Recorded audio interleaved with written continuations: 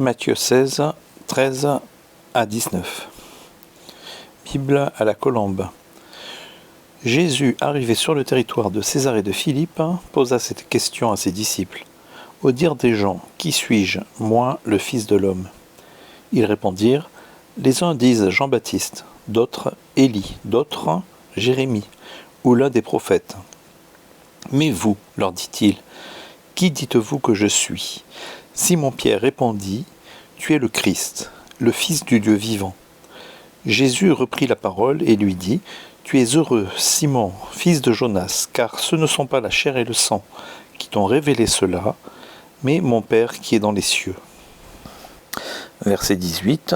« Et moi je te dis que tu es Pierre, et que sur cette pierre je bâtirai mon église, et que les portes du séjour des morts ne prévaudront point contre elle. » Verset 19. « Je te donnerai les clés du royaume des cieux. Ce que tu lieras sur la terre sera lié dans les cieux, et ce que tu délieras sur la terre sera délié dans les cieux. » Un tournant crucial dans l'Évangile selon Matthieu. Nous nous trouvons à Césarée de Philippe, une région au nord d'Israël, connue pour ses cultes idolâtres et ses images religieuses concurrentes. C'est dans ce cadre que Jésus pose à ses disciples une question fondamentale. Au dire des gens, qui suis-je, moi, le Fils de l'homme ? Les réponses varient. Certains l'identifient à Jean-Baptiste, d'autres à Élie, à Jérémie ou à l'un des prophètes. Mais Jésus insiste. « Mais vous, qui dites-vous que je suis ?» C'est alors que Simon-Pierre répond « Tu es le Christ, le Fils du Dieu vivant. » Cette scène marque un véritable tournant. Jésus commence à dévoiler clairement sa mission de Messie souffrant. C'est ici que Pierre fait cette confession majeure, un moment clé qui est à la fois un sommet théologique et un point de désaccord historique entre catholiques et protestants, notamment concernant le rôle de l'apôtre Pierre. Une révélation divine à travers le texte grec. Analysons de plus près les paroles échangées en nous appuyant sur les mots grecs originaux qui nous apportent un éclairage précieux. La confession de Pierre, Matthieu 16, verset 16. Simon-Pierre répondit, « Tu es le Christ, le Fils du Dieu vivant. » Pierre emploie ici un langage messianique d'une grande clarté. Le mot Christos signifie loin, celui qui accomplit les promesses de l'Ancien Testament. L'expression o huos tou théou tou zontos, qui signifie le Fils du Dieu vivant, affirme une relation unique entre le Père et le Fils, la deuxième personne de la Trinité. Une relation unique, divine et vivante avec Dieu. L'origine de la révélation. Matthieu 16, verset 17. Jésus reprit la parole et lui dit, « Tu es heureux, Simon, fils de Jonas, car ce ne sont pas la chair et le sang qui t'ont révélé cela, mais mon Père qui est dans les cieux. » Jésus insiste, cette compréhension ne vient pas de la chair et du sang, une expression sémitique désignant la nature humaine et ses capacités, mais bien d'une révélation divine. Le verbe apécalypsen, qui signifie à révéler, ou qui est traduit par à révéler, souligne l'initiative souveraine de Dieu dans l'acte de foi. Ce verset met en lumière le mystère de l'élection. Ce n'est pas Pierre qui a trouvé Dieu, mais Dieu qui a ouvert le cœur de Pierre. L'apôtre Pierre est le fondement de l'Église. Verset 18. « Et moi je te dis que tu es Pierre, et que sur cette pierre je bâtirai mon Église, et que les portes du séjour des morts ne prévaudront point contre elle. » Jésus établit un jeu de mots significatif ici. « Sou ei Petros, tu es Pierre », utilisant un nom propre masculin. Il enchaîne avec « epi tote te Petra », sur ce rocher ou sur cette pierre, utilisant cette fois un mot féminin désignant un rocher ou un fondement solide. La grande question est de savoir quel est ce rocher. Pour le réformateur Jean Calvin, dans ses commentaires sur l'Évangile selon Matthieu, Le rocher n'est pas la même personne, n'est pas la personne de Pierre elle-même, mais la confession de foi qu'il vient de prononcer au verset 16. Tu es le Christ, le Fils du Dieu vivant. Calvin souligne que cette vérité en tant que fondement unique, en tant que fondement unique que le Christ veut établir pour son Église. Il insiste sur le fait que Pierre n'est pas supérieur aux autres apôtres et que la construction de l'Église repose sur la foi confessée, non sur une personne humaine. Jésus utilise le verbe oikodomesso, futur actif de bâtir ou édifier, évoquant l'image d'un édifice spirituel. L'ecclésia, l'Église, est une assemblée convoquée, ici le peuple de Dieu, fondée sur cette confession. Quant au Pulai Adu, les portes du séjour des morts, elles représentent le pouvoir de la mort ou de l'enfer. Le verbe ukatiskususin, ne prévaudront pas, signifie qu'elles ne vaincront pas ou ne domineront pas. Ainsi, le pouvoir de la mort et de Satan n'aura pas prise sur l'Église, car elle repose sur la parole vivante du Christ. Calvin précise que cette promesse concerne l'Église invisible, composée des élus, plutôt que l'institution visible qui reste sujette aux erreurs. Les clés du royaume. Verset 19. Je te donnerai les clés du royaume des cieux. Ce que tu lieras sur la terre sera lié dans les cieux, et ce que tu délieras sur la terre sera délié dans les cieux. Les kleidas, c'est-à-dire les clés, symbolisent l'autorité d'ouvrir et de fermer, ici celle du royaume. Les termes, alors c'est deses, luces en grec, lié et délié, sont des expressions rabbiniques signifiant interdire et permettre, ou exclure et inclure. Ils peuvent même englober l'idée de pardonner ou de retenir. La forme verbale estei dedemenon, l'éliménon, un parfait passif, indique que ce qui est lié ou délié sur terre l'est déjà ou sera considéré comme tel au ciel. Pour Calvin, ces clés représentent la prédication de l'Évangile et l'exercice de la discipline ecclésiale. Lier et délier n'implique pas une autorité magique ou hiérarchique, mais plutôt une administration fidèle de la parole et des sacrements, dans le cadre de l'Église locale. En d'autres termes, il s'agit de proclamer la rémission des péchés à ceux qui croient et la condamnation à ceux qui la rejettent. Voyons donc maintenant les témoignages des pères de l'Église et des réformateurs sur ce texte-là. Comment ce passage a-t-il été compris au fil des siècles ? Tout d'abord, saint Augustin, dans son sermon 295, il affirme que le fondement de l'Église n'est pas l'homme Pierre, mais la foi qu'il exprime. Il déclare que sur cette pierre, la confession que le Christ est le Fils de Dieu, l'Église est bâtie, rattachant ainsi le fondement non pas à la personne de Pierre, mais à la déclaration de foi. Jean Chrysostome, homélie sur Matthieu. Chrysostome remarque que Jésus ne dit pas « tu es plus sage que les autres », mais qu'il reconnaît une révélation venant du Père. Cela met en évidence que la foi est un don céleste et non un mérite humain. Jean Calvin, commentaire sur Matthieu, Calvin rejette fermement l'interprétation qui ferait de Pierre une primauté papale. Il écrit que l'Église ne repose pas sur un homme, mais sur cette vérité éternelle, que Jésus est le Christ. Il précise que tous les croyants qui confessent cette vérité participent à l'édification de l'Église. Une divergence majeure, catholique et protestant, sur l'apôtre Pierre.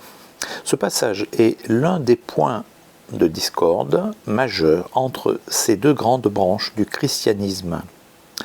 Chez les catholiques, l'interprétation magistérielle voit Pierre comme le premier pape, Le fondement visible et hiérarchique de l'Église, Matthieu 16, verset 18, est considéré comme l'institution du magistère pétrinien qui se prolonge par la succession apostolique à Rome. Chez les protestants maintenant, nous reconnaissons le rôle central de l'apôtre Pierre, mais nous ne le considérons ni unique ni hiérarchique. Pour les protestants, la pierre est la confession de foi, et non la personne de Pierre. Comme l'a dit Luther, tout chrétien est Pierre dès qu'il confesse que Jésus est le Christ. Pour illustrer cela, imaginez un phare. Ce n'est pas le gardien qui guide les navires, mais la lumière qu'il émet. Pierre est un gardien fidèle de la lumière qu'il a reçue. Mais la véritable lumière, c'est la vérité révélée par Dieu lui-même. L'élection et la révélation, une œuvre divine. Matthieu 16, verset 17. « Ce ne sont pas la chair et le sang qui t'ont révélé cela. » Lisons-nous. Ce verset nous plonge au cœur du mystère de l'élection divine. Il illustre parfaitement ce que l'apôtre Paul écrira plus tard. « Nul ne peut dire Jésus est le Seigneur si ce n'est par le Saint-Esprit. » 1 Corinthiens 12, verset 3. Pierre n'a pas compris par son intelligence ou par un mérite personnel, mais parce que le Père lui a révélé. Ce n'est pas l'élite intellectuelle qui entre dans le royaume, mais ceux à qui Dieu ouvre les yeux. Pour mieux comprendre, pensez à deux personnes qui entendent le même évangile. L'une reste indifférente, l'autre est profondément bouleversée. Pourquoi ? Non pas parce que l'une est plus intelligente ou sensible, mais parce que Dieu a touché son cœur. Pierre, malgré ses imperfections, il reniera Jésus plus tard, rappelez-vous, 3 fois, représente ici les élus, des personnes non parfaites, mais appelées, choisies et éclairées par la grâce divine. En conclusion, synthèse et application pratique, reprenons les points essentiels de ce passage riche de sens, puis voyons comment ils peuvent s'appliquer à notre vie.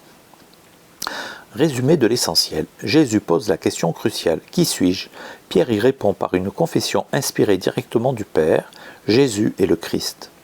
Cette révélation est le véritable fondement de l'Église et non pas la personne de Pierre seul. Au cœur de la foi se trouve l'élection divine.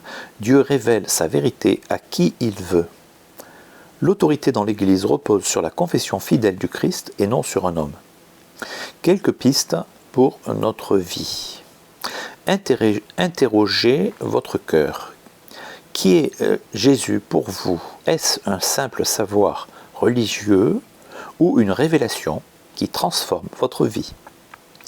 Ne vous glorifiez pas de votre foi. Si vous croyez, c'est parce que Dieu a ouvert votre cœur. Soyez reconnaissant, humble et fidèle à ce don.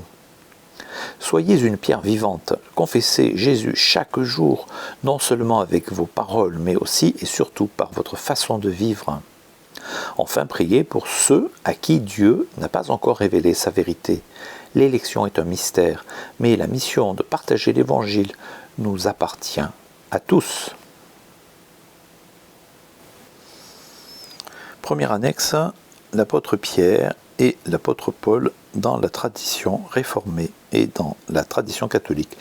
Dans la tradition réformée, qu'elle soit calviniste, luthérienne, presbytérienne, anglicane, etc., l'apôtre Paul joue un rôle nettement plus central que l'apôtre Pierre, tant sur le plan doctrinal que symbolique. Cela contraste fortement avec la tradition catholique romaine, où Pierre est considéré comme le premier pape et occupe une place de suprématie ecclésiologique. Paul est vu comme le principal théologien du Nouveau Testament. Ça, c'est dans la perspective de la théologie réformée. Ses épîtres, notamment l'épître aux Romains, mais aussi l'épître aux Galates et aux Éphésiens, sont le fondement doctrinal de la réforme, surtout en ce qui concerne la justification par la foi seule, sola fide, la grâce souveraine, sola gratia, la doctrine de l'élection et de la prédestination, Romains 9, Éphésiens 1. Luther a redécouvert la justice de Dieu à travers Romains 1, verset 17.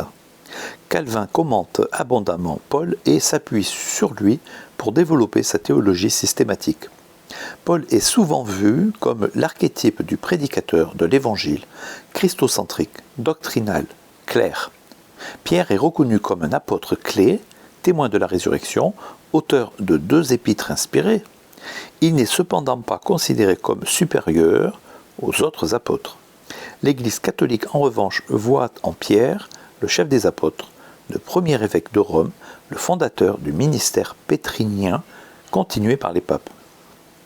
Matthieu 16, versets 18 à 19, est ainsi interprété dans la tradition romaine catholique comme l'établissement de l'autorité pontificale. Et cela constitue un point de discorde entre nos 2 confessions chrétiennes. Quelques citations des réformateurs sur Matthieu 16. Jean Calvin tout d'abord, alors sur le roc de Matthieu 16, verset 18, voici ce qu'il dit: « Nous maintenons donc, avec la plupart des anciens pères, que ce n'est pas la personne de Pierre qui est le fondement de l'Église, mais la confession de foi qu'il a faite, et qui est le fondement unique de l'Église, car Christ est seul la pierre fondamentale, ce qu'enseigne saint Paul. » Commentaire sur l'Évangile selon Matthieu, chapitre 16, verset 18. Autre citation: « Mais comme il y a 2 mots en grec, l'un pour un rocher, Pétra, et l'autre pour une pierre, Pétros, il est évident que le Christ s'est référé à lui-même sous le terme de roc sur lequel l'Église est bâtie. » Nous trouvons cela dans l'Institution de la religion chrétienne, livre 4, chapitre 6, section 3. Et c'est un passage très connu où il développe son argumentation. Alors, sur les clés du royaume, maintenant, verset 19, et le pouvoir de lier et de délier. Je cite Calvin: « Les clés du royaume des cieux sont le pouvoir de prêcher l'évangile, car par l'évangile le ciel est ouvert à nous et le chemin de la vie est montré. » Il dit ceci dans son commentaire sur l'évangile selon Matthieu, verset 19. « Lier et délier n'est autre chose que la déclaration du pardon des péchés à ceux qui se repentent et de la condamnation à ceux qui sont incrédules et impénitents.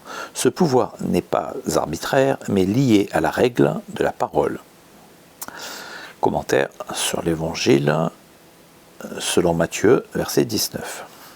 Autre citation: « Le pouvoir de lier et de délier est une même chose que la prédication de l'Évangile, par laquelle Dieu réconcilie les hommes avec lui-même et leur promet le pardon de tous leurs péchés. » Institution de la religion chrétienne, livre 4, chapitre 11, section 1.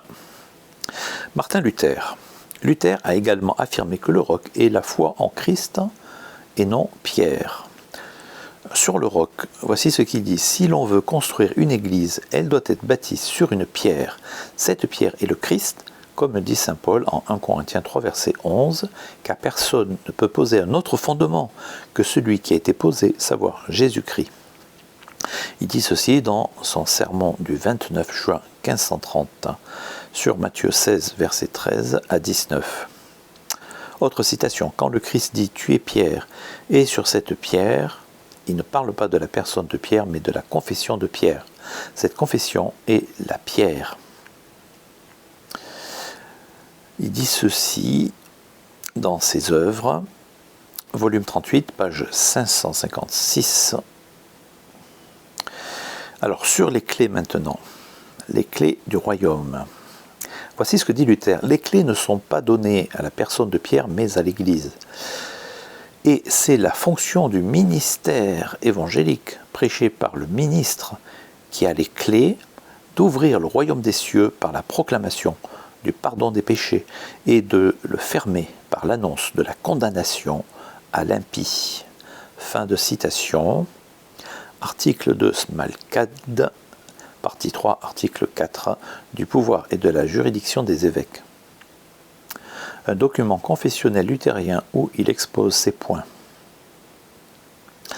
Un autre réformateur, Heinrich Bullinger, 1504-1575. Il est le successeur de Zwingli à Zurich. Il a systématisé la pensée réformée suisse.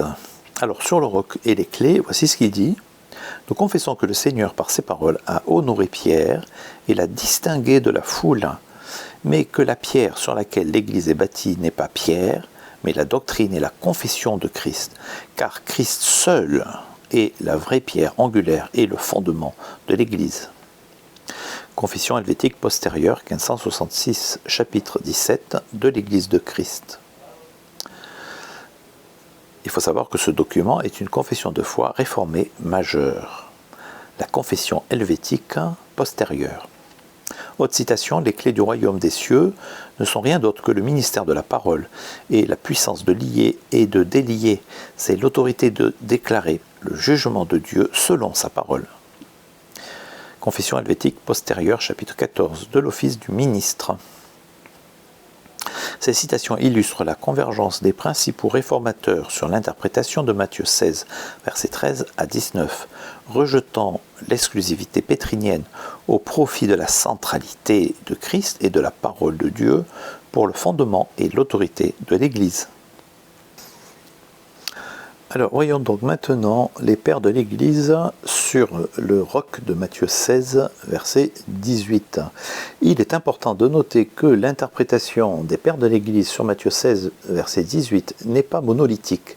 Si certains pères ont pu interpréter le roc comme étant Pierre lui-même, la personne de Pierre, donc en tant que personne, Pierre en tant que personne, une part significative des pères de l'Église, et notamment les plus influents, ont interprété le roc comme la confession de foi de Pierre en Jésus-Christ, ou comme le Christ lui-même. Et ça, c'est l'interprétation qui a été retenue par les réformateurs. Cette diversité d'interprétation a été un argument majeur pour les réformateurs. Voici des citations de pères de l'Église qui s'alignent avec l'interprétation des réformateurs, soulignant que le roc est la foi ou le Christ. Tout d'abord, saint Augustin, 354-430 après Jésus-Christ. Augustin est l'un des pères de l'Église les plus cités par les réformateurs pour sa interprétation du roc. Il a lui-même reconnu avoir changé d'avis sur le sujet au cours de sa vie, mais son interprétation finale est très claire. Sur la confession de foi comme le roc, je cite, « Car ce n'est pas de moi que vient cette réponse. Tu es le Christ, le Fils du Dieu vivant. Si Pierre n'avait pas dit cela, le Seigneur n'aurait pas dit « Tu es Pierre ». Le nom de Pierre vient de la pierre, et non la pierre de Pierre. Ainsi le Christ est la pierre est l'Église. Fin de citation. Je cite de nouveau, la pierre était le Christ, sur laquelle fondation Pierre lui-même a été bâti.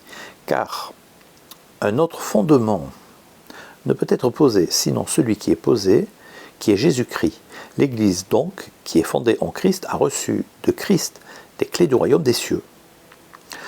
Il dit ceci dans son sermon 76, 1, également cité dans Retractationes, livre 1, chapitre 21, où il explique son évolution d'interprétation.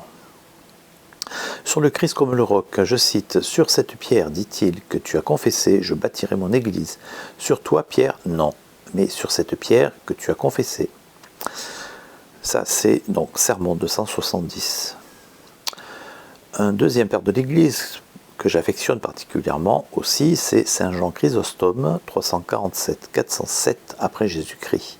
La bouche d'or de l'Église d'Orient est aussi très explicite. Sur la confession de foi comme le roc, je cite, « Sur cette pierre, dit-il, je bâtirai mon Église, non pas sur pierre, car il ne dit pas sur toi, mais sur cette pierre, c'est-à-dire sur la foi de sa confession. » Ça, c'est homélie sur l'Évangile de Matthieu, homélie 54. Hilaire de Poitiers, vers 300-368 après Jésus-Christ, un important père de l'Église latine, connu pour sa défense de la doctrine de la Trinité. Sur la confession de foi comme le roc, je cite, « La foi de Pierre est le fondement de l'Église. C'est elle qui a la clé du royaume. Ce n'est pas la personne de Pierre qui est la pierre, mais la confession qu'il a faite, cette confession qui est la fondation de l'Église. » De Trinitate, livre 6, chapitre 37. Des Trinitate, pardon. Cyril d'Alexandrie, 376-444 après Jésus-Christ, un autre père oriental influent, sur la foi comme le roc, il dit ceci, c'est la confession de Pierre qui est une fondation inébranlable pour le monde entier et qui exclut toute folie hérétique. Commentaire sur l'évangile de Jean, livre 2, chapitre 1. Basile de Césarée, 329-379 après Jésus-Christ, l'un des pères cappadociens, Sur le Christ comme le roc, il dit ceci: le Christ est la pierre sur laquelle toute l'Église est construite. Lettre 289, 2. Ambroise de Milan, 339-397 après Jésus-Christ, l'évêque et docteur de l'Église qui a baptisé saint Augustin. Ambroise de Milan. Sur la confession de foi comme le roc, il dit ceci: la pierre, c'est le Christ, car il ne donnait pas à Pierre ce qu'il était lui-même, mais il lui donna son propre nom pour qu'il soit appelé Pierre, afin que l'Église soit construite sur le Christ.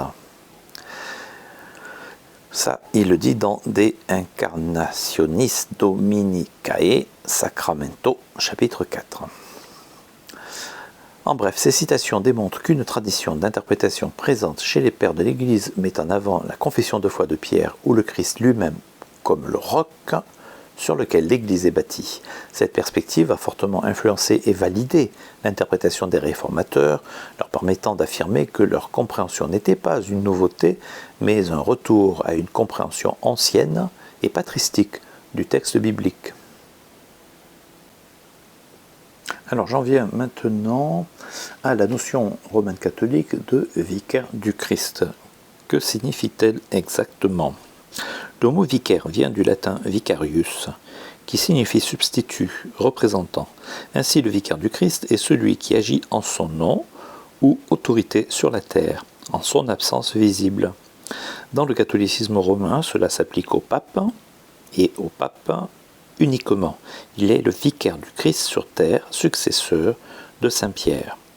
On considère que Jésus a confié à l'apôtre Pierre une place unique parmi les apôtres, notamment à partir de ce verset de Matthieu 16.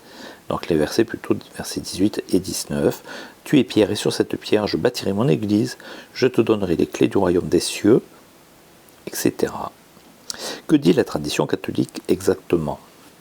En résumé, premier point, Pierre est le premier pape. Il aurait été évêque de Rome. Deuxièmement, les papes sont ses successeurs, ils héritent de son autorité spirituelle unique, comme vicaire du Christ. Troisièmement, le pape est le chef visible de l'Église universelle. Quatrièmement, il est le vicaire du Christ, le représentant du Christ sur terre. Et les protestants ? Les protestants rejettent cette doctrine pour plusieurs raisons fondamentales. Premièrement, autorité du Christ seul, solus Christus. Le Christ n'a pas institué un pape selon la lecture protestante, il reste le seul chef de l'Église, même après son ascension. Colossiens 1, verset 18, Christ est la tête du corps de l'Église. Deuxièmement, tous les apôtres sont égaux. Dans Matthieu 16, les protestants soulignent que la pierre, c'est la confession de foi de Pierre.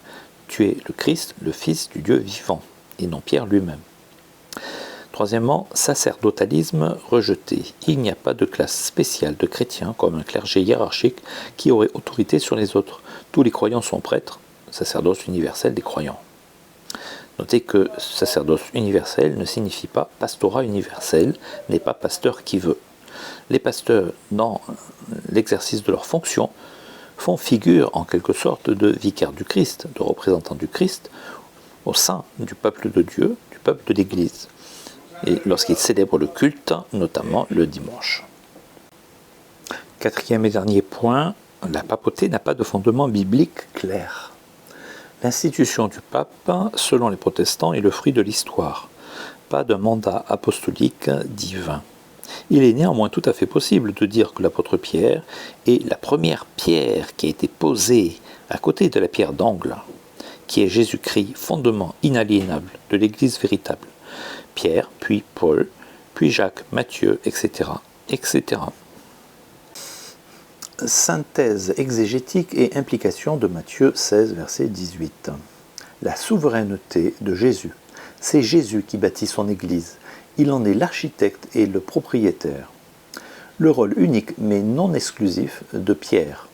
Quelle que soit l'interprétation exacte de Pierre, Pétros contre Pétra, il est indéniable que Pierre reçoit une place unique et prééminente dans la fondation et la direction de l'Église primitive, avec aussi plus tard l'apôtre Paul. Sa confession de foi le qualifie pour ce rôle. Pour autant, cette confession de foi sera reprise par tous les apôtres, à l'exclusion de Judas. Ils seront donc aussi, à ce titre-là, tout autant qualifiés pour leur rôle unique de fondation.